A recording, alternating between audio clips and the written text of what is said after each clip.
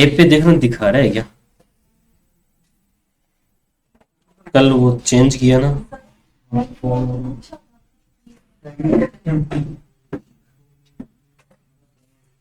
Live live class दिखाई नहीं रहा, रिकॉर्ड खत्म हो गया ना।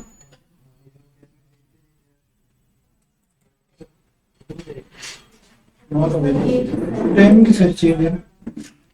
आज फर्स्ट है ना, तो कल खत्म हो जानी चाहिए क्लास, लेकिन छुट्टियां ज्यादा हो गई ना अपनी, उस वजह से फिर आगे चला गया। तो मेरा शेड्यूल सेट किया हुआ था उसी डेट तक। Recorders not available.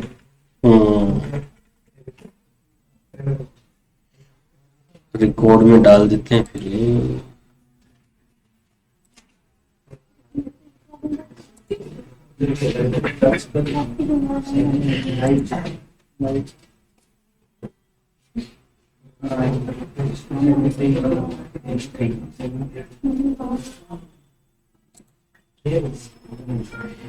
फोन आ गया मुझे।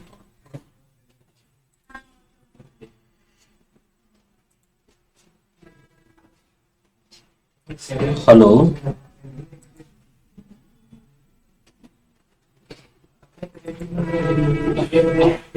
अब कर दिया मैंने अपडेट। वो छुट्टियां ज्यादा हो गई ना, 28 तक की था इसमें शेड्यूल लगाया हुआ क्लास का, वो मैंने आगे कर दिया।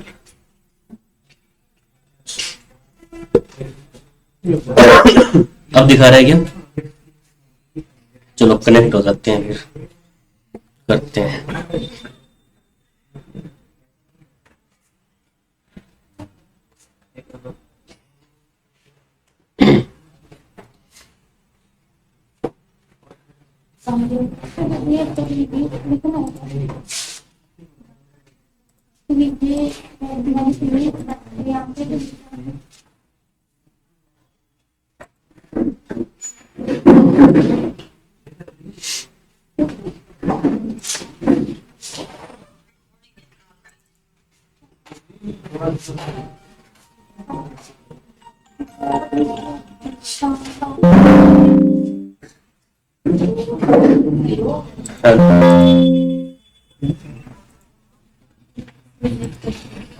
कौन सी क्लास?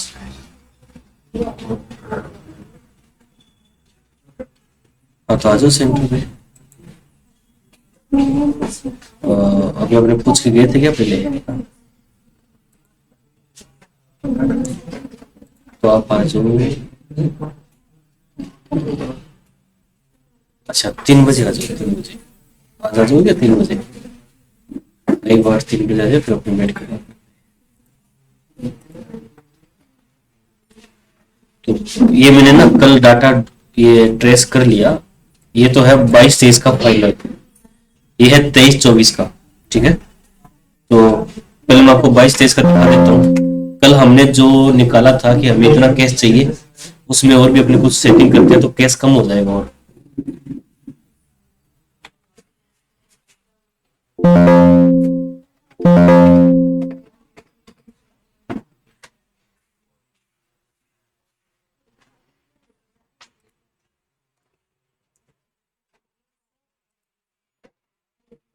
इसमें हम ओपन करते हैं 22-23।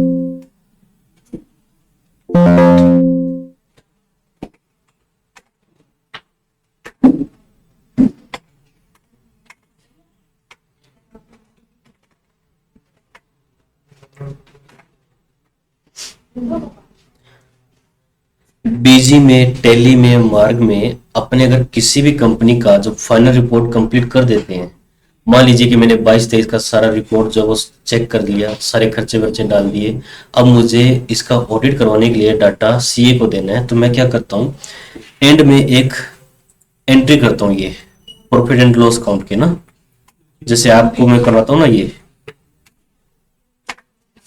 Journal entry. हाँ एडजस्टमेंट एंट्री कि जो प्रॉफिट होता है वो हम कैपिटल में ट्रांसफर कर देते हैं, जैसे इसमें आप देख रहे हो ना ट्रांसफर किया हुआ है। ठीक है, अब मुझे अगर बाद में चेक करना हो, जैसे मैं अभी सुबह से देख रहा था कि मेरे को 22-23 का जो ओरिजिनल डाटा मिल जाए, जो जिससे मैंने ऑडिट करवाया है, तो ये मेरा बुक्स का आ रहा है 6,78,000 है ना। ये जो प्रॉफिट फॉर द पीरियड मतलब कि 22 तारीख का ये प्रॉफिट है और ये हमने एडजस्ट किया है, इसमें डिफरेंस नहीं होना चाहिए। इसमें डिफरेंस है तो मतलब आपकी बुक्स हिल गया कहीं ना कहीं से। अगर इसमें से कोई भी मैंने ट्रांजैक्शन एक ऊपर नीचे हो गया या कोई डिलीट हो गया एक भी ट्रांजैक्शन ना, तो यहाँ फर्क आ जाएगा। बात समझ में है? तो इससे भी हमें मोटा मोटा स्टार्टिंग में देखना हो कि ये डाटा मेरा सही है कि नहीं है, तो सबसे पहले मैं ये मैच करता हूँ। ठीक है, अब हम देख लेते हैं 22-23 का रिकॉर्ड। 22-23 में देखो यहां पर हमने डाल रखा है सैलरी डाल रखा। देखो आपको मैंने जो कल 22-23 का दिखाया था वो सही नहीं था डाटा, उसमें भी मिसलेनियस 6 लाख दिख रहा होगा आपको ना, वो सही नहीं था। फिर मैंने ढूंढा इसको, ये सही है। इसमें हमने सैलरी दिखाया 7,40,000 रुपए, जिसमें से 1,20,000 के आसपास जो सैलरी है वो हमारी उधार की है। कि हमने क्या कर रहे हम कि इनके मोहित कुमार सैलरी और रेंट अकाउंट के नाम से एक लेजर बना रखे हैं। जो कंपनी का मालिक है ना, उसके जो बेटे हैं उनको हम क्या है कंपनी के अंदर सैलरी देते हैं। तो सैलरी के नाम पे हमने खर्चा जमा कर लिया, उनको भी हमने कैश दिया नहीं है, कैश बाद में दिए, उसका हिसाब चलता रहता है। अगर मैं ये देखूं कि मोहित कुमार सैलरी और रेंट अकाउंट, इसका लेजर खोल के देखूं ना, तो पिछले साल मैंने इनके साथ क्या क्या किया है वो सारे इसमें शो कर देगा, अप्रैल से लेके मार्च तक।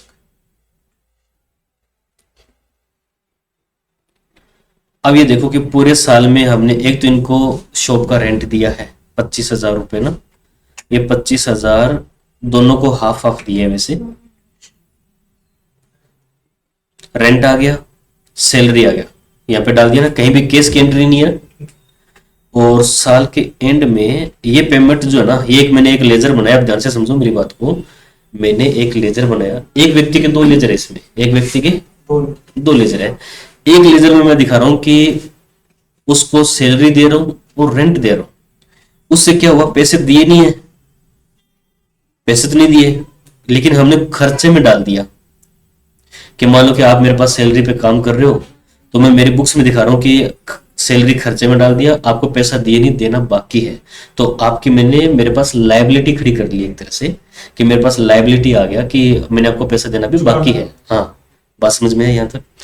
उसके बाद मैंने क्या किया, इस पैसों को 2,10,000 को ट्रांसफर कर दिया मोहित कुमार खारीवाल के नाम से। एक और लेजर है इसका, उसमें जिस लेजर में इसका पक्के का ना लेन देन चलता है, तो मैं उस पे चला गया, मोहित कुमार खारीवाल। जब मैंने इसको ओपन किया तो इसमें देखो बहुत सारी ट्रांजैक्शन इनके, जो कई बार ये कोई प्रॉपर्टी परचेज करती हैं, सेल करते हैं ना, उसका भी यहाँ पर लेन देन है। बात समझ में आ रहा है? अब यहाँ पर पूरे साल में जो भी इसके साथ मैंने लेन देन किया, यहाँ एक प्रॉब्लम और है, मेरे को ऐसा लग रहा है, बाकी मैं सीए से बात कर लूंगा। मैंने क्या किया, यहाँ पर जितनी इसकी आउटस्टैंडिंग थी 21 मार्च 23 को, पूरे साल का, जैसे जैसे मान लो कि पहले मैंने पिछले साल इसको देना था 6,27,000, इस साल फिर मैंने इसको और ले लिया, उससे मैंने उधार पैसा 9,87,000, फिर 9 लाख रुपए वापस कर दिए, फिर 3 लाख एक दे दिया, फिर 6,10,000 एक दे दिया ना। समझ में आ रहा है ना? ये फिर मैंने इनका LIC जमा करवा दिया मेरे खाते से। अब मोहित कुमार का जो लड़का है वाशु, उसकी LIC का पैसा कंपनी खाते से निकल गया, तो मैंने मोहित कुमार के नाम डाल दिया कि मैंने तो तेरे से लेना है, या तेरे को जो देने वाला बाकी है उससे उसमें लेस हो जाएगा, उतने कम देने पड़ेंगे। हाँ, नरेशन में लिखा है ना, तो नरेशन में लिखा है तभी तो ये भूल जाता मैं। ठीक है ना? इसमें क्या ये है, मोहित कुमार की एक LIC, इसकी खुद की LIC भी इसमें डाल दी। ठीक है, उसके बाद में जो भी इसका पूरे साल का आउटस्टैंडिंग था उसके ऊपर मैंने इसको ब्याज दे दिया। ब्याज का भी जमा खर्च किया ना इसमें, कि जो इसको पैसे देने बाकी रह गए, तो जो मेरे पास आउटस्टैंडिंग था कि मैंने इसको पैसा देना है, तो ये पैसे मैंने ब्याज पर ले रखे हैं। नीचे लिखा आ रहा है मैंने 6% ब्याज पे लिया ये पैसा। और आपको बताया था मैंने, अगर किसी का कितना ब्याज 5,000 से ऊपर हो तो TDS कटेगा क्या, 5 है कि 10 है? जैसे ये 5 से ऊपर गया तो मैंने इसका TDS काट लिया। अब ये मेरे इंटरेस्ट में पेड हो गया, अब मुझे यहाँ से पता लग गया कि मैंने इस साल भी 23-24 में 6% के हिसाब से इसको ब्याज देना पड़ेगा। तो मैं पहले क्या करूंगा, इसके जो फैमिली के जितनी ट्रांजेक्शन है उनको अपडेट करूंगा कि मोहित कुमार, देखो कभी कभी ऐसा होता है कि कोई ट्रांजेक्शन गलत ना हो जाए। यहाँ पक्के की एंट्री हो रही है। अब इसको जो ब्याज दिया है वो दिया है मैंने इसके बैलेंस के हिसाब से, और बाद में मेरे को पता चला कि कोई एंट्री इसकी नहीं, वो किसी और की मोहित की थी। अगर मैं वो एंट्री बाद में निकाल दूंगा तो मेरा तो ब्याज जो दिया वो तो खराब हो जाएगा। ब्याज के हिसाब से मैंने मेरी कंपनी का टीडीएस जमा कराया, ये भी खराब हो जाएगा। तो जहां टीडीएस की बात आए, ब्याज की बात आए, तो डाटा को 3 बार चेक करो, मिस्टेक नहीं होनी चाहिए। हाँ, तो मिस्टेक हो गया तो गड़बड़ हो जाएगा। तो ये मार्च वाले टाइम में क्या है, ये काम जो है ना पूरे साल में हमने जो भी किया ठीक है, लेकिन मार्च में एक बार जहाँ जहाँ प्रॉब्लम है, हमें लग रहा है कि कोई मिस्टेक हो गया तो वो सही नहीं हो सकता, उसको आपने सही से इसको चेक करना है। ये बात समझ में आई? तो अब मैं क्या करूंगा, मैं मोहित कुमार खारीवाल का पासबुक लेके आऊंगा, उसको बोलूंगा आपके पासबुक दो, और इधर मेरा भी अकाउंट है, देखूंगा कि मेरे करंट अकाउंट से मोहित कुमार के खाते में पैसे गए कि नहीं गए, क्रॉस चेक हो जाएगा सारा एकदम। तो मेरे को पता लग जाएगा कि हमारा ये लेन देन है ये सही है। मैं बीच में बात काट दिया था, मैं ये आपको बोलने वाला था कि मैंने इसको सैलरी पे और जो ब्याज, सॉरी जो मैं रेंट का पैसा इनको नहीं दे रहा ना, उसके ऊपर मैंने इसको ब्याज भी नहीं दिया। वो मैं सीए से बात कर लूंगा। शायद सैलरी वाले को ब्याज नहीं दे सकते, इसका एक बीच में आया था ऑप्शन कि आप किसी एम्प्लॉय से लोन नहीं ले सकते और उसके ऊपर ब्याज जमा खर्च नहीं कर सकते। तो मैं उधारी रख सकता हूँ मेरे पास, तो उसके ऊपर मुझे लग रहा है कि इस वजह से मैंने इसका एक नया लेजर बनाना पड़ा मेरे को, कि जो रेंट का पैसा है, जो सैलरी का पैसा है, जो मैं इसकी उधारी जमा कर रहा हूँ, ये क्या कि पहले लोग ना ऐसा बहुत करते थे कि मान लो कि मेरे पास 10 एम्प्लॉय है, मैं उनको पैसा तो दे रहा हूँ पर मेरी बुक्स में दिखा रहा हूँ कि मैं नहीं दे रहा। एक तो मुझे केस नहीं देना पड़ा, प्रॉब्लम तो केस किया ना, केस इन हैंड कम होता है। केस इन हैंड जितना इंक्रीज होगा ना आपकी कंपनी में, उतना ही आपको इनकम टैक्स ज्यादा पे करना पड़ेगा। आप आउटपुट ये सोच लो एक बार, फिर उसको पैसे देकर फिर बैंक से चेक के दे सकते हैं। नहीं ऐसा कर सकते हैं, लेकिन यहाँ तो मैं पैसा ही नहीं दे रहा ना उसको जो पैसा देना है ना वो भी तो चेक से ही दूंगा मैं। एक बार मेरे खाते में पैसा डल गया तो वो तो पक्के में दिखाना पड़ेगा। पक्के में दिखाने के लिए सेल काटनी पड़ेगी, सेल करते तो टैक्स जमा ही हो जाएगा, फिर जीएसटी बचा कहाँ। प्रॉब्लम तो यही है ना कि मैंने उसकी उधारी जमा कर ली, तो अगर मान लो कि 10 लोग हैं, उनका एक तो मैंने पैसा नहीं दिया, पैसा देना बाकी है, दूसरा ऊपर से मैं उससे ये बोल रहा हूँ गवर्नमेंट को कि मैंने इनको पैसा नहीं दिया, इसका मेरे पास जो पैसा जमा है ना उसके ऊपर इनको मैं ब्याज भी दे रहा हूँ, तो ब्याज का भी तो मैंने खर्चा डाल दिया ना मेरे पास। जो मैं ब्याज दिखा रहा हूँ उसका भी तो मेरे को अभी कैश नहीं देना पड़ेगा एक तरह से। तो ये पहले चलता था लेकिन ये बाद में बंद हो गया, शायद पिछले 4-5 साल से। तो मुझे लग रहा है कहीं ना कहीं इसीलिए मुझे 31 मार्च में मैंने एंट्री की ना, तो 31 मार्च में तो एक ही दिन रहा लास्ट, इसमें से इसका लिए ही नहीं कि आउटस्टैंडिंग में आया नहीं ना, उससे पहले मैंने इसका वो जमा खर्च कर दिया ब्याज का, बाद में एंट्री की है ये कि उसके ऊपर हम ब्याज जो है वो नहीं ले सकते, ठीक है ना। तो ये बेसिक चीज इनका आपको नॉलेज होना चाहिए, या अगर नॉलेज नहीं है तो आप सीए से बात करो, कोई दिक्कत नहीं है, ऐसी बात करोगे कोई इश्यू नहीं है। अगर आप ये पूछोगे कि मेरे को ये ट्रांजेक्शन डेबिट करना है या क्रेडिट करना है तो दिक्कत हो जाएगी। आप सीए से किस टाइप का सवाल पूछ रहे हो वो डिपेंड करता है ना कि हमने पूछना चाहिए कि नहीं पूछना चाहिए, वो फ्री नहीं है। उसको ऐसा अगर थोड़ा सा पता लगे ना कि आपका नॉलेज डाउन है, आप पूछ, चलो ठीक है सी लेवल की कोई बात पूछे पूछ सकते हैं, इसलिए तो उसको रखा हुआ है। अगर आप रिकॉर्ड कैसे करना है अगर ये पूछोगे या रिकॉर्ड जो किया है वो गलत हुआ तो प्रॉब्लम क्रिएट हो जाएगी। तो आपको ना प्रॉपर तरीके से सबसे पहले रिकॉर्ड करना आना चाहिए, रिपोर्ट देना बात की बात है, ठीक है ना। तो ये हमने टीडीएस काटा, इंटरेस्ट इस तरीके से हमने जमा खर्च किया, ये सिखाया कि नहीं सिखाया आपको? ऐसे ही होता है, पक्के में भी ऐसे ही होता है, ठीक है। और देख लेते हैं इसमें जहां हमें पैसे नहीं देने और हमारा खर्चा वहां पे हम डाल सकते हैं।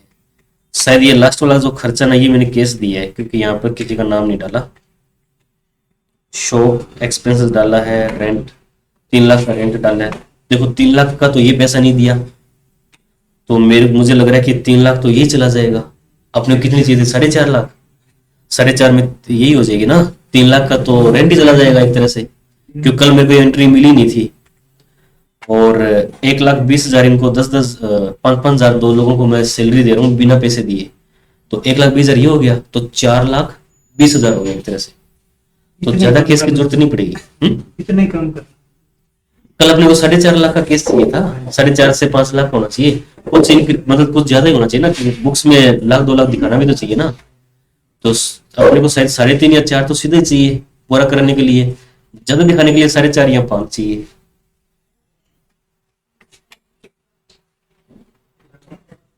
ये खर्चे तो इसके वैलिड है, ये तो केस के खर्चे हैं। ब्याज और हमने कहाँ कहाँ से जमा खर्च किया ये देख लेंगे। देखो 4,53,000 का हमने इसका ब्याज जमा कर रखा है।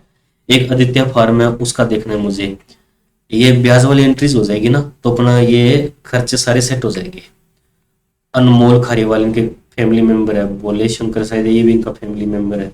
ये क्या फैमिली मेंबर से ना, मैं आपको एक दिन बताया था ना, ये उनसे उनकी रिटर्न भरवाएंगे, उससे पैसे यहाँ देंगे, फिर इनको ब्याज भी देंगे, तो वहां केस बच जाएगा इनका, साथ में खर्चा मेंटेन हो गया, साथ में केस बच गया।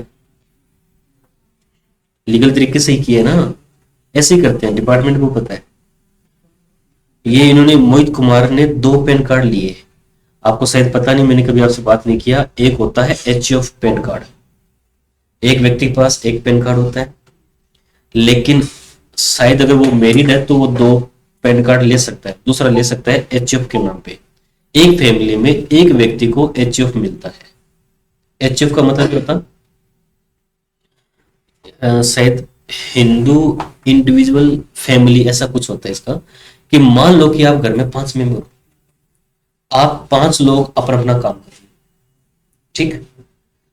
अब सपोज करो, मैं एक एग्जांपल दे रहा हूं, वैसे एक एग्जांपल दे रहा हूं कि 5 मेंबर है, 5 अपना अपना काम कर रहे हैं, चाहे आप गवर्नमेंट जॉब है या कोई प्राइवेट जॉब है, सुबह आते हो 4-5 बजे तक जाते हो, साथ में आपके एक खेत भी है या कोई प्रॉपर्टी है, वो सबकी सांझी है आपकी, पांचों की वो प्रॉपर्टी या कोई अदर बिजनेस है, वो आपका सबका इकट्ठा है, और फैमिली बिजनेस है कोई, जिसमें आप सभी लोग हाथ बटाते हो, उसमें भी हमें इनकम आती है, वो आप कैसे डालोगे? वो किसी के नाम नहीं है प्रॉपर्टी ना, या हो सकता है फादर साहब के नाम हो, आपके नाम हो, चटा नहीं हो, मतलब ऐसा कुछ हो, जब हमारी कंपनी हमारी फैमिली में कोई ऐसी इनकम आ रही है जो सबको मिला के बन रही हो, और हम किसी एक को उसके ऊपर कंसिडर नहीं कर सकते इसकी है या इसकी है, उस केस में क्या होता है, जो कंपनी जो फैमिली मेंबर है, जो मुखिया है घर का, उसको एक और पैन कार्ड जारी कर सकता है वो HF के नाम पे, और वो इनकम वहां दिखा सकता है। बात समझ में आई? तो इन्होंने क्या क्या कर रखा है, एक HF के नाम पे फर्म भी बना रखी है, और वहां से ये इनकम भी लेते हैं, और इसका एक अलग से ये मेंटेन भी करते हैं, ठीक है ना।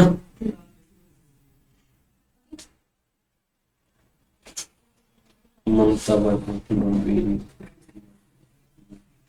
फिर उन्हें सभी के नाम डाल के ना मोटा मोटा 4,53,000 इनको इंटरेस्ट मिल जाएगा, ठीक है ना। तो पिछली बार इतना था, आपके बार थोड़ा कम ज्यादा होगा, देख लेंगे। अब ये भी देखना पड़ेगा कितना, 9% है इनमें, इनका 9% है, इनका 6% है। ये कॉपी पे पहले अच्छे से ना नोट कर लेंगे अपने कि किसका 6 है किसका 9 है, कि ये मिस्टेक ना हो जाए कैलकुलेशन में, क्योंकि आप ये सब कुछ करके लेके जाओगे, फिर सीए के पास लेके जाओ तो सीए भी क्रॉस चेक करेगा कि पिछली बार कितना दिखाया, अब की बार कितना दिखाया। अगर ऐसी कोई मिस्टेक निकल गई कि आपकी, तो गड़बड़ हो जाएगी। ये तो आपको ध्यान से करना चाहिए ना। इसमें मैंने लिख रखा है कि ये 9% है, 10% टीडीएस काटा है, सेम डिटो ऐसे होना चाहिए। फिर एक बार आप सीए से टाइम लेके उसको चेक करवा दो बुक्स कि मैंने ये ब्याज जमा खर्च किया है, इसका ये टीडीएस काटा है। अगर वो भी अपने एंगल से चेक कर लेता है, वेरीफाई हो जाता है, उसके बाद वो टीडीएस हम जमा करवा देंगे। संदीप पूछो क्या पूछ रहे थे, टाइप कर दो, आपकी आवाज नहीं आएगी। मैं देखता हूँ तो वॉइस वाला। How are you, Anand? हाँ बोलो Sandeep. Are you answer? Hello? आवाज नहीं आ रही आपकी, कल तो आ गई थी, पता नहीं क्या Hello? सेटिंग करी थी। Hello? ये तो हाईसेंस किया हुआ है, ऑडियो में स्पीकर में हाईसेंस दिया हुआ है। चलो टाइप कर दो।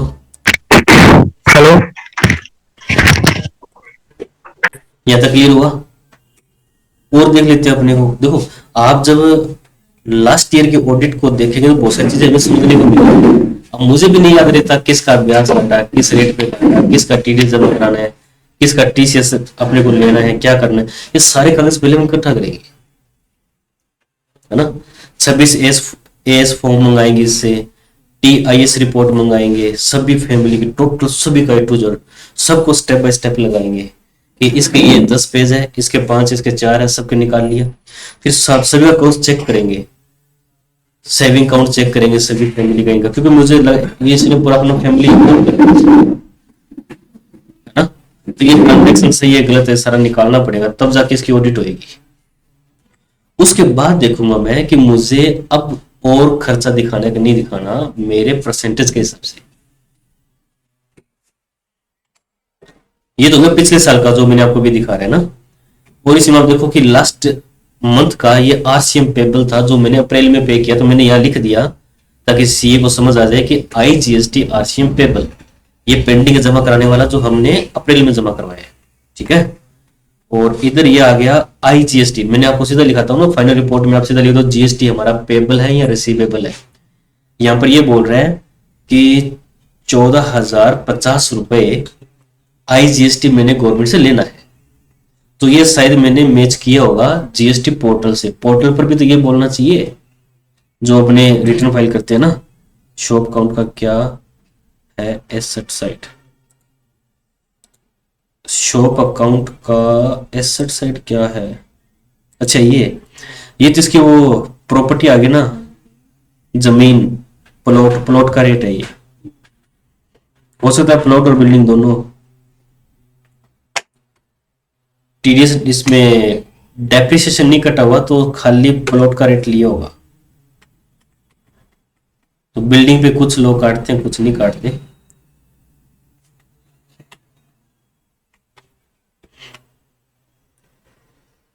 हमने 90 लाख रुपए लोगों के देने हैं और इन्हीं सभी का ब्याज भी है ना। ये तो पिछले साल में है 90 लाख, इस साल में देखें क्या प्लस माइनस है। यहां तक समझ में आया? अब ये टीडीएस पेबल बन गया 41,000 रुपये।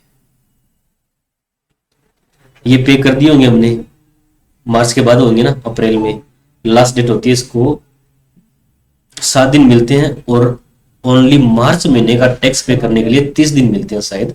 फिर 30 अप्रैल तक आप इसको टैक्स जमा करवा सकते हो क्योंकि लास्ट क्लोजिंग होती है ना, तो काम ज्यादा होता है। और 15 मई तक ये साइट पे अपडेट हो जाएगा और 15 मई के बाद में इनकम टैक्स रिटर्न फाइल होनी शुरू हो जाएगी। उसकी लास्ट डेट है 31 जुलाई। इंडिविजुअल पर्सन की, एक मतलब सिंगल पर्सन जिसको सीए से ऑडिट नहीं करवानी, जिसका प्रोप्राइटरशिप फर्म है, उसको रिटर्न फाइल करने का लास्ट डेट है 31 जुलाई। और वैसे अगर ऑडिट फर्म है उसकी ऑडिट का लास्ट डेट होता है 30 सितंबर। शायद उसके 15 दिन बाद, ऑडिट होने के 15 दिन बाद उसकी पर्सनल रिटर्न जाती है इनकम टैक्स की। समझ में आया? और अपने को पीछे क्या देखना है, जैसे जैसे जरूरत पड़ी वैसे वैसे अपने पीछे आते जाएंगे, देखते जाएंगे ना। ये तो हो गया, ठीक है। कैश इन हैंड 253 थी, ठीक है। अब मैं इसको बंद कर देता हूँ, यहाँ ओपन पड़ा है कोई बात नहीं, अपने यहाँ से देख लेंगे। ये है 22-23 का डाटा ना, मैंने यहाँ लिख दिया। और एक कंपनी और ओपन कर लेते हैं। आप लोगों ने देखना, ये देख लेना जो वीडियोस है, क्यों मैं इनको ना अभी थोड़ा सा हटाने वाला, इनको सही करने वाला। ऐसे अपने पीछे का डाटा खोल के नहीं रख सकते ना। तो मैंने एक बार ये बुक्स मतलब एडवांस वाला ये सारा सेट करने के लिए किया है। फिर अब इसका मैं दोबारा बनाऊंगा, जो नाम है ना वो हटा के बनाऊंगा दोबारा से। अगर किसी की क्लास देखने वाली पेंडिंग है तो देख लेना 7-8 दिन में। फिर एक बार मैं हटा के इसको दोबारा रीसेट करके दोबारा डालूंगा, ठीक है। क्योंकि अपने किसी कैसे ओपन डाटा डाल नहीं सकते। वैसे तो ये डाटा ओरिजिनली है, कोई दिक्कत नहीं है, पर इतना डीप में अपने बात नहीं कर सकते ना किसी डाटा के ऊपर। तो मैं एक बार इसको, चलो 26 तक कोई बात नहीं है, 26 फरवरी तक हमने ले लिया। अब देखो मैं चैरिटी और इनकम टैक्स जो भी जमा होता है ना उसको पहले ही कैपिटल में डाल देता हूँ कि मुझे पता है वो कैपिटल में जाके माइनस में शो करेगा। तो मार्च में मुझे सोचने की जरूरत नहीं कि मेरे को कैपिटल में कौन कौन सी एंट्री ट्रांसफर करनी है। यहाँ से देखूंगा और ट्रांसफर कर दूंगा। अब इसमें ये प्रोविजन ये खर्चे पेबल कौन से आगे, ये हमने चेक दिया, इसको क्यों दिया है ये पता करना पड़ेगा, ये पूछना पड़ेगा कि ये चेक दिया है किस वजह से दिया है। ठीक है, ये प्रोविजन में डाल रखा है। ठीक है, IGST ये आरसीएम शायद पिछले साल का पड़ेगा, इसको अब सेट करेंगे। रिटर्न को देख के ना मंथली रिटर्न चेक करेंगे ना, उसमें क्या है रिटर्न भरते समय अगले महीने ये क्लेम ले लिया हमने, तो ये चेक करके इसको मेन टैक्स में डाल देंगे। जैसे आपको बताते हैं ना कि आरसीएम को पहले हमारे पास जो आरसीएम ये तो पेबल है, सच में ये पे तो कर दिया होगा पर इसमें एंट्री नहीं करी। ये है रिसीवेबल इस साल का, ये इन्होंने आरसीएम तो जमा करवाया है अपने, जो वहां पे अपना बंदा जाता है कौन सा काम करने, बट उसने ये एंट्री जो है वो अभी तक ट्रांसफर नहीं करी। अपने जो मेन टैक्स जमा कराना है ना जीएसटी का, उसमें ये ट्रांसफर करेंगे। ये हमारा इनपुट में पड़ा है ना, उतना टैक्स और हमें कम जमा करवाना पड़ेगा जीएसटी का। तो ये सारी चीजें चेक करने वाली पड़ी है। ये LIC किसकी है,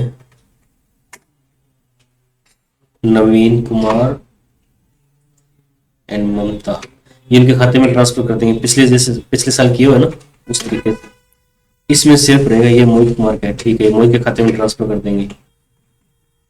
अनसिक्योर्ड लोन बढ़ के ज्यादा हो गया, अच्छा 20 लाख तो इन्हीं का आ गया एक का। शायद ये 20 लाख रुपए वापस कर नहीं दिए क्या, इस साइड तो नहीं खड़े कहीं पे।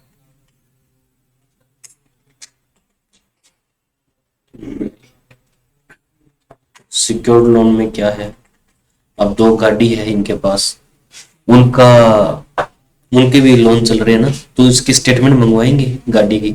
आपने देखा ना कि हमने एक बाइक खरीदा, उसमें इंस्टॉलमेंट था कि कितना ब्याज और कितना प्रिंसिपल अमाउंट लगाए, तो जो जितना हम ब्याज पे करते हैं उसको ब्याज में ही डालना है, ठीक है ना। इसमें अभी तक देखो कुछ नहीं कर रखा, खाली किस्तें जा रही है महीने की, हर महीने किस्तें जा रही है। अब पिछले साल इसको मैंने कैसे मेंटेन किया मैं आपको दिखा देता हूँ, क्यों इसमें तो डाटा है ही नहीं। खोल रखिए सर, ये यहाँ पे है ना,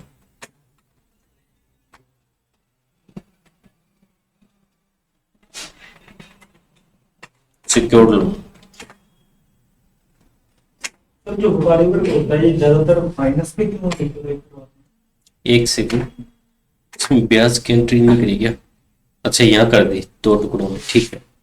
कि जो पैसा दिए है ना उसमें से कार लोन के पेटे में ये दिया है, ब्याज इतना दिया है, इस तरीके से आपको करवाते ना एंट्री, ऐसे बाजार में करनी है आपने। मतलब कि जितना टोटल हमने पे किया है इंस्टॉलमेंट वो पूरा का पूरा लोन में नहीं जाएगा, उसमें से जितना ब्याज गया है वो ब्याज के आपने नाम डालने हैं। इसको ये तो खर्चा हो गया ना, उतना हमें नेट प्रॉफिट दिखाने के लिए कम खर्चा दिखाना पड़ेगा। बजाज फाइनेंस की एंट्री की थी, बजाज फाइनेंस की एंट्री की थी। हाँ वो वाली, तो ये वाली भी आपको ध्यान से समझना है, भूलना नहीं है, ये भी हमें करनी पड़ती है एंट्रीज, ठीक है ना।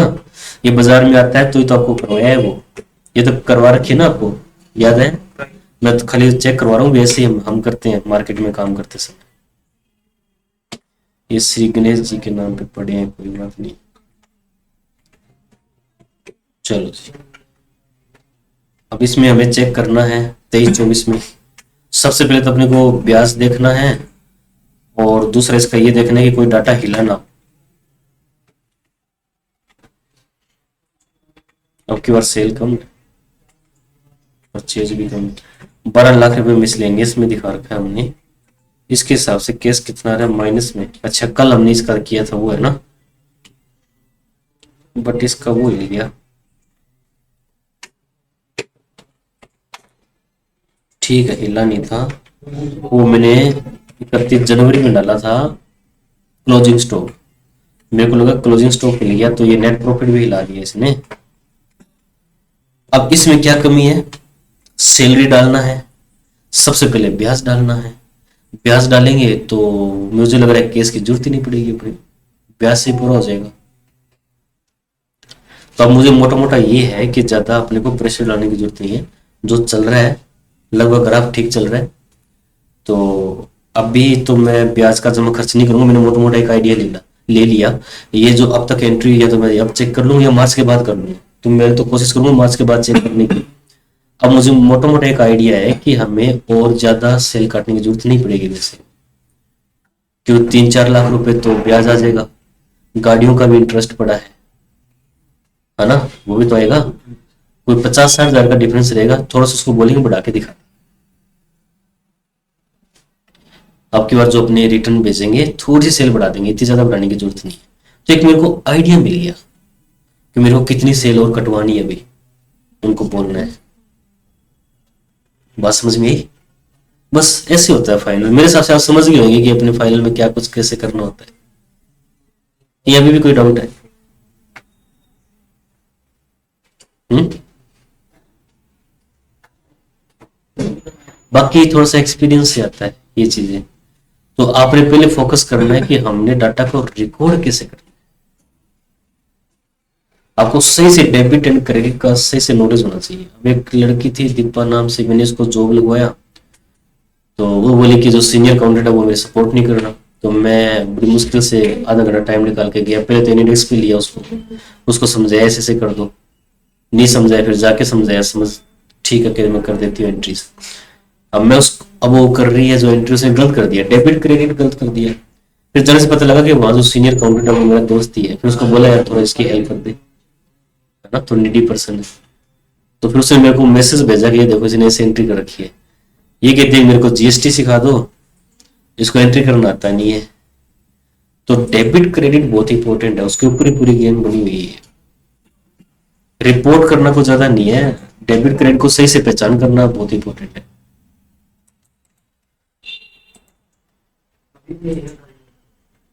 बोलो संदीप, आप ना क्वेश्चन टाइप कर दिया करो। तो मुझे ऐसा लग रहा है कि अपने को जो 4 लाख का केस चाहिए ना, तो मैं थोड़ा सा बढ़ा के ले लूंगा की बारी, कि ये जो कंपनी के उनके घर के खर्चे निकल जाए। अब देखो घर में भी तो कितने लोग हैं, 5-6 लोग मतलब रह रहे हैं। मैंने आपको एक क्लास में बोला था कि हमें ये देखना पड़ता है कि उसकी बैकग्राउंड स्थिति क्या है ना, कि हम उसको कितना केस दिखा सकते हैं, हाउस होल्डिंग क्या डाले, उसके ऊपर क्वेश्चन था। पिछले साल में डाला 13,000 डाला हुआ है, बाकी उनको बैंक से पेमेंट दे दिया ना।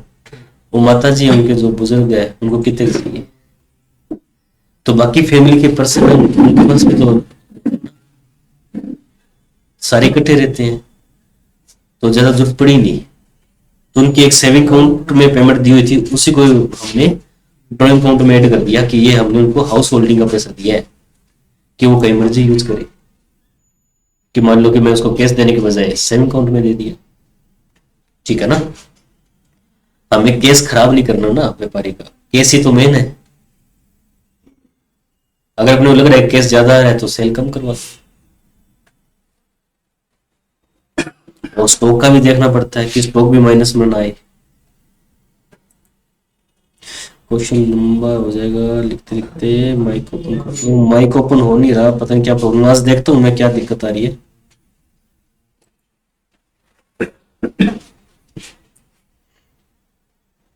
व्हाट्सएप ऑडियो मैसेज भेज दो, मैं यार सुन लेता हूँ।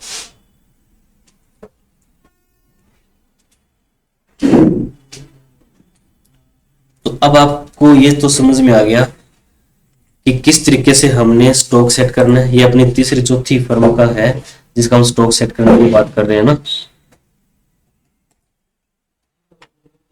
तो मैंने आपको कल बताया क्लोजिंग स्टॉक के बारे में, और अपने को ये भी सेट करना था इसका ओपनिंग स्टॉक। एक सिंगल एंट्री कर रखी है ना, इसमें सिंगल एंट्री कर रखी है, ये है 22-23 का, और 22-23 में सिंगल एंट्री नहीं होगी।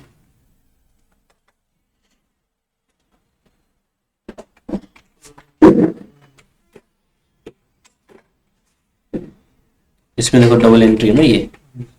अब ये जो क्लोजिंग यहाँ सिंगल कर रखा है मैंने, ठीक है। तो एक्चुअल में क्या है कि इनके पास ना हमने एक एक्सेल सीट बना रखी है वहां पे दुकान के ऊपर। तो वहां जितना भी सेल परचेज होता है ना, उसको क्या है, एक 12% का एक 18% का दो बना रखे हैं, तो वहां से हम क्लोजिंग स्टॉक सेट कर लेते हैं। तो यहाँ डालने वाला है, मतलब कि ऐड करने वाला है। और ये मैंने आपको अच्छे से बताया है कि आपकी मान लो ये पोजीशन है, आपके पास 12% में ओपनिंग और 18% ओपनिंग आ गया, परचेज 12-18 आ गया, सेल 12-18 आ गया, फ्राइट आपके पास मिक्स है, यहाँ मिक्स है, बट वहां 12 और 18 अलग अलग मैं डालता हूँ। यहाँ भी अपने 12-18 अलग कर सकते हैं इसको ना, ये किया हुआ है वैसे, इसमें भी किया हुआ है, सारी अमाउंट मिल गई आपको ये। तो आप इसके दो ट्रेडिंग अकाउंट बना सकते हो ना, दो ट्रेडिंग अकाउंट बना सकते हो, 12% का अलग, 18 का अलग। तो आपको क्लोजिंग स्टॉक पता चल जाएगा कि 18% में हमने कितना स्टॉक दिखाना है, 12 में कितना दिखाना है। ये मैंने पीछे एक बार अपने 3 या 4 दिन खराब करके बताया था, याद है, भूल गए? चोरी कर रहे हैं। हाँ याद है, भूल गए? अलग अलग निकल। हाँ तो निकाल लेना, आप अपने दोबारा नहीं करेंगे इसको, ठीक है ना।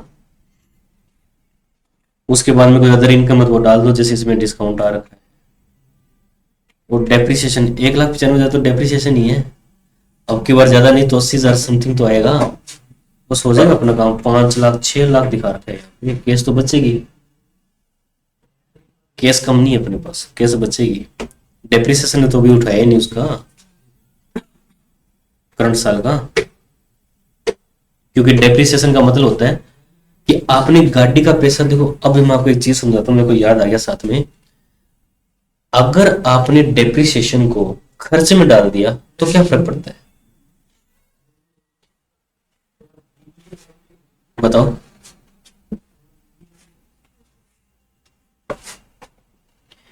मान लो कि आपने 50,000 का कोई कंप्यूटर खरीदा, डालना था उसको एसेट में, डाल दिया एक्सपेंसेस में, उससे क्या होगा कि उसी साल पूरा का पूरा वो खर्चे में चला जाएगा, एसेट चला ही जाएगा, तो नेट प्रॉफिट आपका पहले दिन ही पूरा कम हो गया।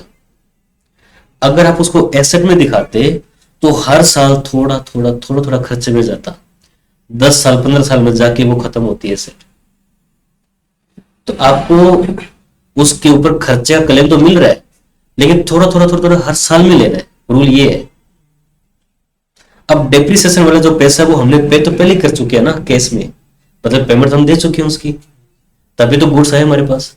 अब जितना गिसावट हो उसका जो हम खर्चा दिखाएंगे उसके बदले में कैश देने की जरूरत नहीं है, तो वो भी हमारा बिना कैश यूज किए खर्चा हम डाल रहे हैं एक तरह से।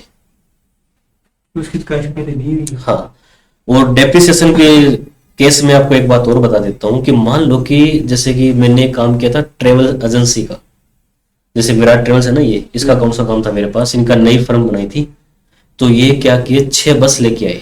अब मान लो कि 1 करोड़ की एक बस, नया नया काम स्टार्ट हुआ, कोई भी नया काम शुरू करते हैं तो प्रॉफिट में कंपनी आने के चांसेस कम होते हैं, बहुत ही कम प्रॉफिट आता है ना, उसके मुकाबले के जो 10 साल बाद आएगा प्रॉफिट उसके मुकाबले में। तो अब मैंने जो गाड़ी खरीदा, अगर मैं उसका डेप्रिसिएशन लूं, आपको पता है क्या डेप्रिसिएशन कमर्शियल व्हीकल पे कितना है? 30% है। अगर कोई डोमेस्टिक व्हीकल है तो 15% है, अगर कमर्शियल है कोई व्हीकल तो उस पर 30% है, क्योंकि उसकी गिसावट बढ़ गई ना एक तरह से, तो उस पर 30% डेप्रिसिएशन है। तो मैंने सीए से बात की, अगर मैं इसको डेप्रिसिएशन 30% लेता हूं ना तो हमारी एसेट तो बहुत कम हो रही है, लेकिन हमें इनकम तो है ही नहीं, बहुत ज्यादा लॉस में चला जाएगा। इस साल इतना सारा डेप्रिसिएशन लेके हम अपना खर्चा जो है वो खत्म कर रहे हैं, खराब कर रहे हैं, तो क्या हम इसको कम नहीं कर सकते? वो कहता आपकी मर्जी है, दिखाओ तो दिखाओ, मत दिखाओ, अगले साल ले लेना। परसेंटेज सेट कर लो कि मेरे को 30% नहीं 6% ही लेना। कम कर सकते हो आप, सीए से बात करो, कम कर सकते हो, बढ़ा नहीं सकते। कि जब मेरे को जरूरत नहीं थी तो मैंने नहीं लिया डेप्रिसिएशन, तो 4 साल बाद जब उसका एकदम से इंक्रीज हुआ इनकम, तब वो ही डेप्रिसिएशन मेरे को काम आ गया। अगर जितना डेप्रिसिएशन मैं लूंगा उतनी मेरी एसेट कम होती जाएगी, एसेट की वैल्यू, और एसेट की वैल्यू अगले साल जितना कम होगा उतना डेप्रिसिएशन अगले साल और कम जाएगा। ध्यान में रखिए। तो जहां जरूरत नहीं था वो मैंने वहां पर नहीं लिया, जहां जरूरत था वहां पे लिया, तो उसका पैसा बच गया। ये चीजें एक्सपीरियंस से आती है, इसी बात के पैसे मिलते हैं, इसी बात का सीए पैसा लेता है। 30% की जगह 6% कर लेते। हाँ कर दो, कोई इशू नहीं है, सीए से बात करके करो अपने। तो कल को कोई केस लगेगा, कोई नोटिस आया, कुछ भी आया, तो सीए बोलेगा मैंने तो किया नहीं है, आपके अकाउंटेंट ने भेजा है, उसको मेल डालो कि ऐसे ऐसे कर लेगा, उसको बोल मेल में जवाब दे। इन फ्यूचर कभी भी कोई केस खुलता है तब बताओगे तो सही कि आपने ये मेरे को, मैंने आपको भेजा, रही है आपने रिप्लाई किया, तो आपके पास रिकॉर्ड में होना चाहिए। मेरे साथ ऐसा बहुत बार होता है कि हमने सीए से राय लिया, काम कर दिया, नोटिस है सीए के, तब मैंने तो बोला ही नहीं। आप प्रूफ के तौर पर मेल करो उसको, मेल रिकॉर्ड में रखो। मेरे पास आज जब से मैं काम करूं तब तक की मेल है सभी की। अभी 2016 का कोई मैटर था, कोई इसमें 17-18 का, जब अपने स्टॉक को, वेट टैक्स को जीएसटी में कन्वर्ट किया था तब का।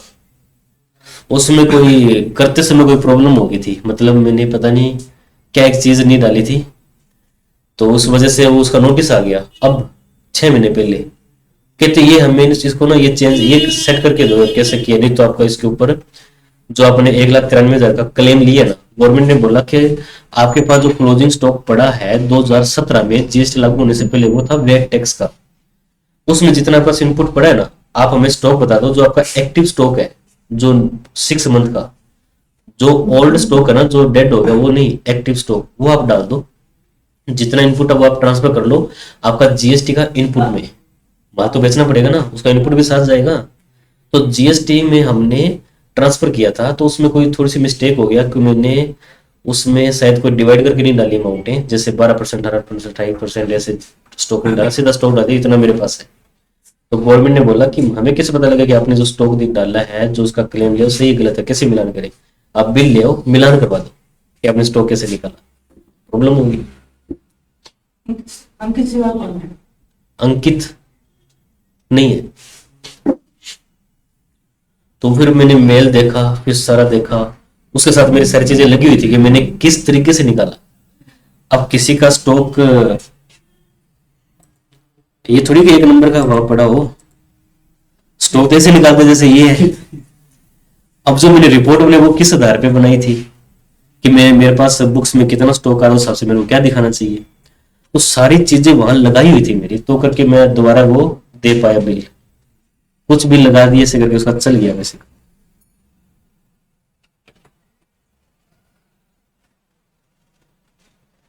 जो सर उस दिन नोट्स दिखा रहे थे उसके बाद नोट्स नोट्स नहीं सर दिखाया आपने? हाँ।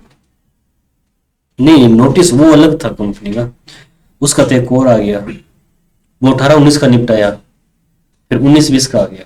अब 19-20 वाले में 300 कुछ रुपए पेंडिंग थे जमा करवाने वाले, वो करवा दिए वो नक्की। कोई लेट, मतलब अपने टैक्स लेट भरा, तो लेट फीस तो भर दी, पर उसका ब्याज नहीं भरा था। 300-400 रुपए बन रहे थे, वो जमा करवा दिए। इसके अंदर शेड्यूल Recording in progress.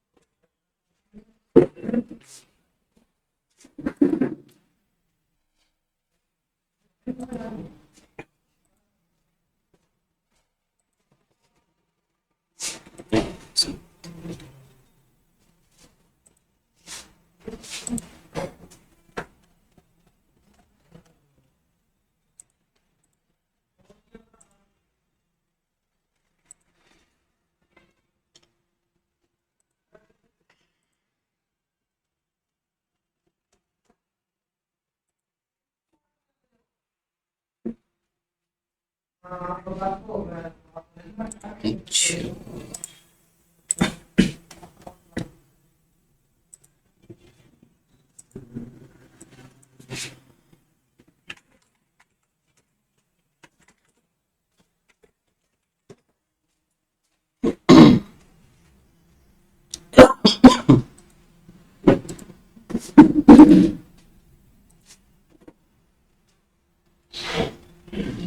दो दो दो 47-40, ये सही है कि नहीं है? ठीक है, 32 की डेट चेंज करनी पड़ी तो एक्टिव होगा। आज होगी जनवरी, 1 मार्च हो गया, 40 से 2 अपडेट।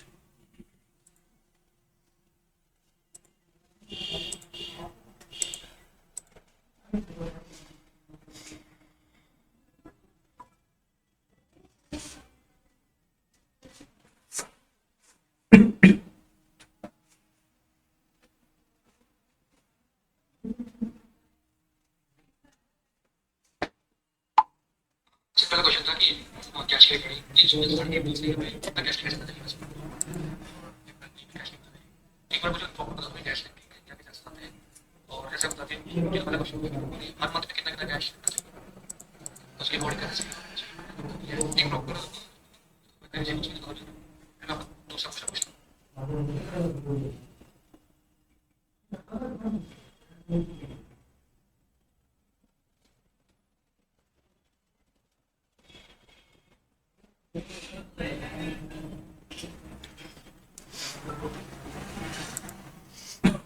तो हम क्या बात कर रहे थे अभी?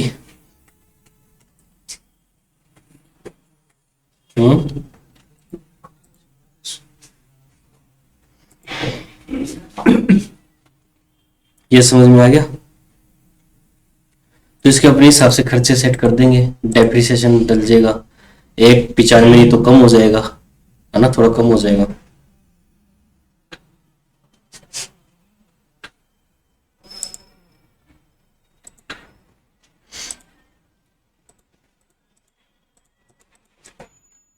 बाकी मैंने आपको पहले बताया था कि खर्चे का कौन सा कितना डालना है, पिछले के हिसाब से आके देख के डाल दो। और मान लो कि पिछले साल अभी 3 करोड़ 22 लाख की सेल है, तो अब की बार तो 2 करोड़ 47 लाख की है। मैं देख लूंगा कि कितना गैप आ रहा है, उस हिसाब से उतने कम कर देंगे, है ना। सैलरी नहीं करेंगे, बाकी खर्चे कम हो जाएंगे ना। शॉप एक्सपेंसेस होता है, जैसे वो अब की बार कम हो गया, जैसे ना भी लोग कम आए, रिफ्रेशमेंट कम हो गया, कि लोग सामान खरीदने कम आए तो सेल कम है तो खर्चा कम है। तो थोड़ा सा अपने को मेंटली समझना इन चीजों को, हो जाएगा। क्या अपने हिसाब से सेट कर सकते हेलो पक्के के खर्चे तो होते ही नहीं ना फर्म के पास। गवर्नमेंट ये कहती है कि अगर 1 रुपया का इसमें कुछ भी डाला है ना, तो उसका आपके पास एविडेंस होना चाहिए। कि मान लो कि जैसे कोई लेबर वाला है, उससे आपने काम करवाया, उसको आपने 500 रुपये दिहाड़ी दिया, है ना, तो आपके पास वो कोई आपको वाउचर थोड़ी काट के देगा। तो गवर्नमेंट कहती है कि एक पेमेंट वाउचर बनाओ, उसके ऊपर उसको पैसे देके साइन करवाओ, उसके नंबर लिखो कि आपने उसको दिया कि नहीं दिया। आप खर्चे में दिखा रहे हो तो आपके पास एविडेंस होना चाहिए, ठीक है ना। ये था। हैं, अभी भी देते हैं हम्म, वाउचर देते हैं अभी भी या नहीं चलता है? चलता है ना। उसके ऊपर टिकट भी लगती है पोस्ट ऑफिस की, कुछ से लगाते हैं कुछ नहीं लगाते, वैसे लगानी चाहिए। कोई भी डॉक्यूमेंट आपका तभी वो लीगल डॉक्यूमेंट है जब उसके ऊपर वो टिकट लगी हो, आपकी तरफ से बनाया हो। तो कुछ से लोग लगाते हैं, कुछ नहीं लगाते। जब कभी कोई स्कूटनी में केस आएगा या कोई डिमांड आएगी, तब देखेंगे क्या कह रहे हैं ना। मैं पूछ लेता हूँ संदीप क्या कहता है, 1 मिनट। संदीप कॉल करना मुझे।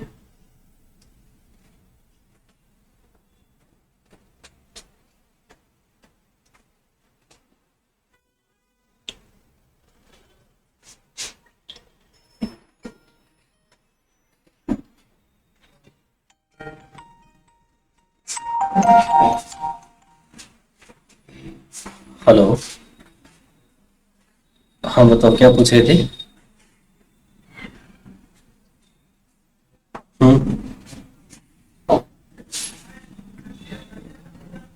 Trading company.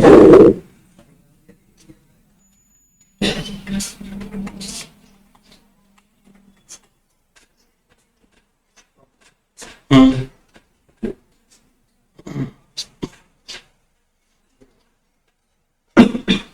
नहीं, मैं ये सोच रहा था कल, जैसे मान लो कि मैं 4 करोड़ का परचेज कर लेता हूँ एग्जाम्पल के तौर पे, और मैंने सेल किया है 2 करोड़ का। अब जिससे 4 करोड़ रुपए का मैंने माल खरीदा, उनको तो पैसे देने ही पड़ेंगे ना। तो उनको पैसे देने के लिए माल बेचना पड़ेगा, माल तो बिका ही नहीं, तो फिर 1 नंबर में पैसे कहां से आएंगे। नंबर एक, मैं ये पहली कंडीशन बताई आपकी कि अगर या तो उसको पैसा दिया है तो इसका मतलब कि हमें सेल और काटनी पड़ेगी, या फिर उसकी आउटस्टैंडिंग खड़ी है तो फिर कोई दिक्कत नहीं है। एक अपने एक आइडिया ले लेंगे ना कि पैसा गया कहाँ, एग्जैक्ट अपने को पता करना हो तो। दूसरी कंडीशन, मान लो कि आपने 2 करोड़ का माल खरीदा बट बेच दिया 5 करोड़ का, फिर भी आपको कैश और चाहिए,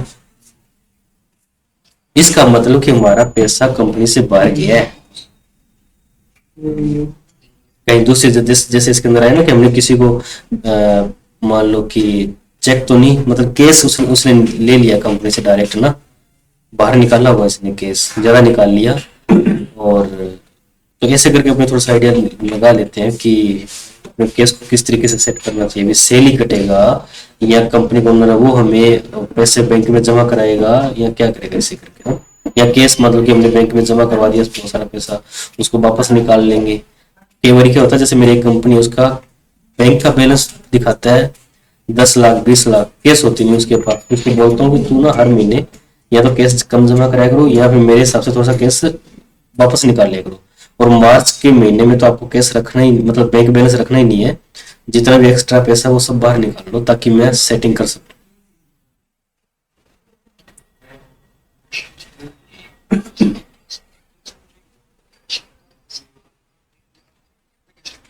मेरे से देखो, मुझे मेरी कंपनी की हिस्ट्री से पता होता है कि मुझे एक महीने में मान लो 1.5 लाख के खर्चे दिखाने हैं,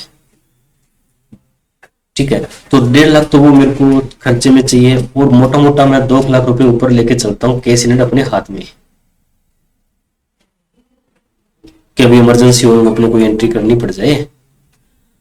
तो मेरा रहता है लगभग 2.5 से 3 लाख लगभग आपका, मतलब कि कैश इन हैंड बना रहना चाहिए। अब देखो इसमें 2 53 का है उस हिसाब से ना, 2.5 3 4 से ऊपर कर दिया तो ज्यादा हो जाएगा, 4 से कम रखो, और लाख 1.5 लाख से ऊपर को कभी भी कोई एंट्री आपको कोई बाद में याद आ गया या कोई खर्चा डालना पड़ गया, एंड में कभी 70 80 हजार लाख 2 लाख के खर्चा कम या ज्यादा करना पड़ जाए हमें, कि भाई सीए के पास ले जाते, सीए कहता नहीं ये रेसो थोड़ा सा और इसको इससे करके लेके आओ, या व्यापारी कई बार ये बोल देता है कि नहीं इतना टैक्स नहीं जमा कराना। इसी कंपनी में देखो आपने क्या किया, मैंने तो सीए को लेके गया मेरे हिसाब से सेट करके सारा कुछ करके, सीए ने बोल दिया कि नहीं और अपने खर्चे नहीं डालेंगे, गड़बड़ हो जाएगा। लेकिन व्यापारी नहीं माना, कहता मैं तो इतना टैक्स नहीं जमा करूंगा और कम करो। फिर ये सैलरी और डाला ना, तो केस पड़ा था तो डाल दिया, ये एंड टाइम में डाला, मतलब कि एकदम जब सीए के पास जाने के बाद में डाला ये, फिर बाद में इसको बाद में क्या कह रहे हो, नहीं डिस्ट्रीब्यूट कर देंगे ना बाद में, बाद में कर देंगे डिस्ट्रीब्यूट। हम्म, देखो लोन, बैंक लोन ही वैलिड है ना, आप किसी व्यक्ति को एक साल में 10 हजार से ऊपर कैश दे ही नहीं सकते। हाँ, सारे वो बैंक वाले हैं वही लोन ही वैलिड। बिल्कुल बिल्कुल बिल्कुल बिल्कुल बिल्कुल बिल्कुल। और बताओ।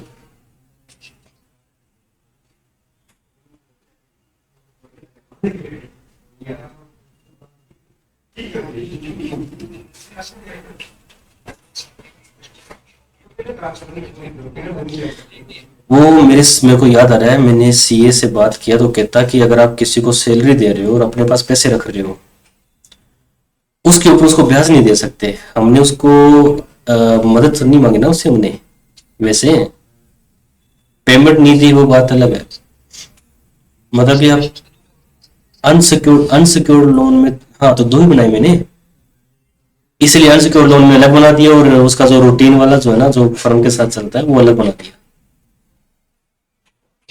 साल के एंड में जो भी प्लस माइनस हुआ उसको वो मेन में ट्रांसफर कर दिया 31 मार्च को। 31 मार्च डेट इसलिए लिया ताकि उसके ऊपर ब्याज कैलकुलेट ना हो जाए। हम्म,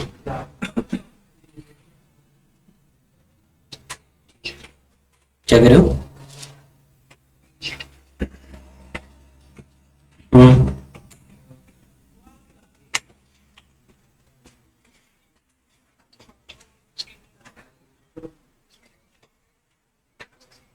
हम्म।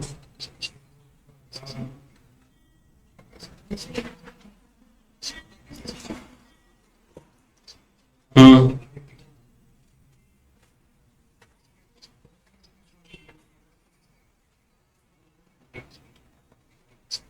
नहीं देखो, अपने उसमें तो सोचने की जरूरत है, मैंने शायद ये कुछ बोला होगा, जैसे saving account, current account, OD account, CC account, इनमें फर्क क्या है? मतलब कि अपने पास हमने कोई लोन ले लिया, अब देखो जी इसके अंदर मान लो हमने सिक्योर्ड लोन लिया, तो हमारी मंथली इसमें अमाउंट जा रही है ना, उसके हिसाब से हमने ब्याज सेट कर लिया। मतलब कि बच्चों को तो उनके लिए बोलना होगा ना, कि जो इनको नहीं पता होता saving, current, OD, CC limit, इनमें डिफरेंस क्या है। और जैसे ओडी काउंट है तो उसमें तो अपने लिमिट अकाउंट के अंदर जैसे अपने वापस पैसा डाल सकते हैं, बाकी में नहीं डलता ना, ऐसे करके।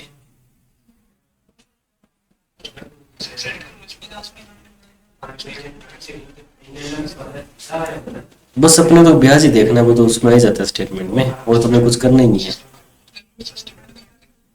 नहीं नहीं, सिस्टम को कराने की जरूरत नहीं है ना, जो स्टेटमेंट में आया है ना, मतलब बैंक का सिस्टम खुद कैलकुलेट कर देता है, उसी को हम फॉलो करते हैं। उसमें ये देख लेते हैं क्रॉस, इसमें ये देख लेते हैं कि जो देखो अपने शायद ना ब्याज के ऊपर तो नहीं लगता, लेकिन जो बैंक चार्ज है इसके ऊपर वो लगता है, जीएसटी लगता है, तो जीएसटी भी हमें जमा खर्च करना चाहिए। ये जो ब्याज लगा ना, इसमें नहीं किया होगा, इनपुट लेना चाहिए बट इसमें नहीं है। मैं मार्च में इकट्ठे ले लूंगा इनपुट एक साथ ही, जब 2 मैच करूंगा ना, मैं देख लूँ कौन कौन सा रहेगा लेने वाला, मार्च वाले रिटर्न में इकट्ठे कर लूंगा। और बताओ।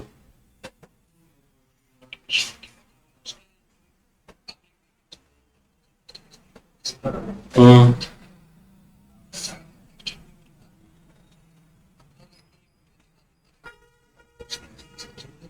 हाँ मतलब आपको सही दिशा में जाना है ना, कि रीजन क्या है माइनस जाने का। हाँ।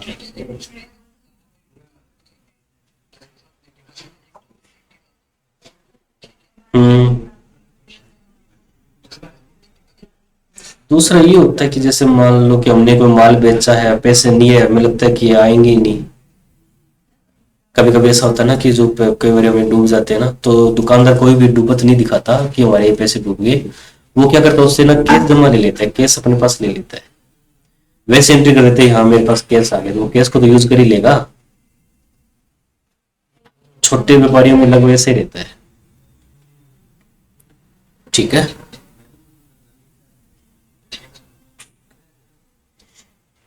कुछ पल्ले पड़ा कि नहीं पड़ा है? नहीं समझाया। इनके सवाल थे, जैसे मान लो कि अपने परचेज करते हैं और अपने सेल करते हैं, तो आप ये दोनों का गैप क्यों चेक करते हो? मान लो कि हमने परचेज कर लिया 1 लाख का, सेल किया है 50,000 का, तो लाख रुपए का माल खरीदा, उसको पैसे तो दिए हमने ना। देखिए उसको दिए थे। हाँ, जिससे माल खरीदा उसको तो दिए पैसे, और वो पक्के में देने पड़ेंगे चेक काट के। तो उस केस में क्या हुआ कि सेल तो हमने लाख वाली 1.5 लाख की कर दी, बट हमने पैसा बैंक में जमा करके उनको चेक दे दिया, इधर पक्के में सेल नहीं काटी, बिल नहीं काटे। तो अगर देखो सही जो रीजन है उसी पे जाना पड़ेगा ना, फिर हमें कुछ तो बिल कटाने पड़ेंगे, कुछ बिल तो हमें कटाने पड़ेंगे। तो ये सही देखने के लिए कि हमारा सेल मतलब कि अपना कैश इन माइनस में क्यों जा रहा है, या फिर अगर बहुत ज्यादा फ्लो अप है तो अप क्यों है, कि जहां प्रॉब्लम है उसी को सही करेंगे। तो ये चीजें थोड़ी सी ना एक्सपीरियंस से आती है। आप तो अभी क्या स्टार्टिंग में जाओगे फुल टाइम जॉब के लिए, आपको सही से रिकॉर्ड करना आना चाहिए। अगर ये जो बता रहा हूँ सब कुछ नहीं भी आता, कोई दिक्कत नहीं है। आपको मैं फिर बता रहा हूँ कि आप पहले जाओ फुल टाइम कहीं पे काम करो, उसके 6-7 महीने जब निकल जाए ना, तो आपके दिमाग में बहुत सारी चीजों की समझ आनी शुरू हो जाएगी। हाँ, प्रैक्टिस हो जाएगी और शब्दों की समझ आ जाएगी। उनकी बैलेंस शीट देखोगे, सीएससी मिलोगे, कोई बातचीत होएगी ना। फिर ये जो मेरी क्लास है ना, इनको मैं सेट करके दोबारा डालूंगा, ये दोबारा देखना, 6 महीने बाद फिर देखोगे ना, तो अब जो देख रहे हो उससे बहुत ज्यादा समझ में आएगा। और फिर आप ट्राई करना पार्ट टाइम के लिए या सीनियर अकाउंटेंट की पोस्ट के लिए, कोई दिक्कत नहीं है, बेझिझक काम करो। कभी भी आप कौन सा काम कर रहे हो कहीं पे, अगर आपको लगता है कि मेरी कहीं जरूरत है तो आप मेरे को बताओ, मैं आपको एनी पे लेके सॉल्व कर दूंगा, है ना। जैसे तैसे करके जैसे मेरे को टाइम मिलेगा कोशिश करेंगे उसको सॉल्व करने की। रिटर्न आप पहली बार भर रहे हो, मेरे को दिखा दो, मैं चेक करके बता दूंगा ऐसे भर दे, इसमें ये कमी सही कर ले, उसके बाद तो आ ही जाएगा। और क्या सपोर्ट चाहिए? ठीक है। तो मेरे हिसाब से एडवांस वाले में तो आपको मैंने लगभग सारा करवा दिया। इसमें यही होता है सेटिंग करना रही है, और 26 एस मिलान करना, वो मार्च के बाद आएंगे। चलो कल मैं आपका वो करवा देता हूँ, 26 एस TIS और AIS रिपोर्ट आपस में मैच कैसे करते हैं। वैसे मैं शायद मैंने दिसंबर वाले में डाला है, ये करवाया कि नहीं करवाएगी आप? ये क्लास में नहीं हुआ क्या? चलो कल करवा देता हूँ ना, कि अपने किस तरीके से वापस में चेक करके मैच करना है ना। इसी फॉर्म को ही करवा दूंगा, 22-23 का करवा दूंगा आपको, ठीक है। 22-23 के जो पक्के में अपने को कहाँ कहाँ से, मतलब कहने का ये है कि हमने पक्के में कोई शेयर मार्केट में कुछ खरीद बेच किया है, या कोई क्या होता है उसको क्या बोलते हैं, म्यूचुअल फंड में कोई जमा खर्च किया है, या क्रेडिट कार्ड यूज किया है, कि अकाउंटेंट को नहीं पता कि व्यापारी ने कहाँ कहाँ एक नंबर में पैसा फैला रखा है। वो चेक करने के लिए कुछ अपने साइट से डॉक्यूमेंट अपने डाउनलोड करेंगे और चेक करेंगे कि कोई ऐसा तो नहीं है कि यहाँ पर हमने कहीं पैसे लगा रखे और हमें पता ही ना। वो भी देखना जरूरी है ना मार्च से पहले पहले। तो वो इसका 31 मार्च को देख लेंगे, या इसका तो मंगवाना पड़ेगा, कल आए ना आए CA से। लेकिन 22-23 का मेरे पास पड़ा है, इसका जो ऑडिट किया था ना तब का, तो उससे चेक कर दूंगा। 22-23 का हमने ये 26 ऐसे इसको अपने से मिलान किया है, ठीक है। बाकी कल करते हैं।